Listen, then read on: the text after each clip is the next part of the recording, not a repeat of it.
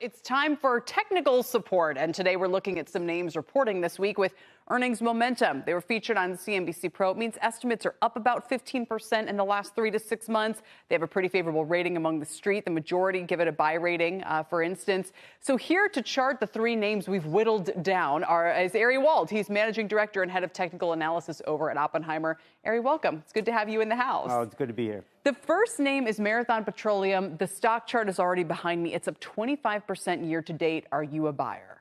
I am. So I think what we're trying to do here is blend earnings momentum with price momentum.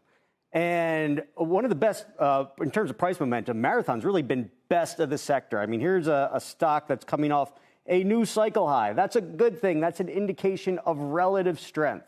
What we want to do when the trend is higher is buy pullback. So as it goes into earnings here, I wouldn't say it's the most tactical where you have to buy it ahead of the tape, but if there happens to be a sell-off, I think it would mark for a good opportunity. Okay. Specifically looking at the prior breakout above the highs from earlier this year. Very often, former resistance becomes support. It's a little bit higher than that. I didn't draw it so cleanly. Around 137. If you get a sell-off into 137, I think Marathon becomes tactical. And obviously the purple line here is the 200-day moving average. So a sell-off into 137, would you stay on the sidelines otherwise? I mean, what if it's a good quarter? I think you have to be there for it. I mean, here's a stock that's been on our large cap buy list since August of 2021. I'm not trying to time the ebbs and flows. I want to ride it. I want to stick with my winners. MPC is a winner. All right, MPC is a winner. Let's move on to Aptiv then.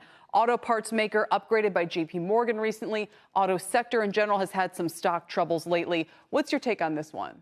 Here's a great example. Not all earnings momentum is created equally. Here's one without good price momentum. And I think the sign here really occurred in the summer. What was happening in the summer? You had a strong market rally, S&P at new cycle highs. Aptiv wasn't able to get it. Aptiv was relatively weak, was below where it peaked earlier in the year. And then you see what happens. When the market tide comes in, the weak get weaker. And that's exactly what happened with Aptiv. Through this market sell-off, it breaks trend. It is now at a point where it's right at its June low. If it can't hold there, not much to point to until you get to the 2022 low. So for you, this might be more if there's a positive reaction, you'd still be, I mean, how positive a reaction could make you a buyer? Is there any point, you know, if the stock jumps 20% or something, or is this just a watch out kind of name? So I'm a fan of buy relative strength, sell relative weakness. With that said, if you were to move back above the 200-day average, that would be an incremental trading positive. If I was short this stock, I'd be thinking that as far as a level to derail my cautious view on the stock. All right, fair enough. The last stock is one that you picked because you're watching it. CME Group, what does this chart, both the earnings momentum and the price momentum, tell you? I wanted to bring this one back. I was on, last time I was talking CNBC Screener, this one came up. And why we liked it so much was it was coming out of a reversal pattern. And it had consolidated sideways, and we were making the case it was going to break out to the upside. It did just that, and now you have a tactical pullback. It has come right back into the breakout level. There's a 50-day average right there.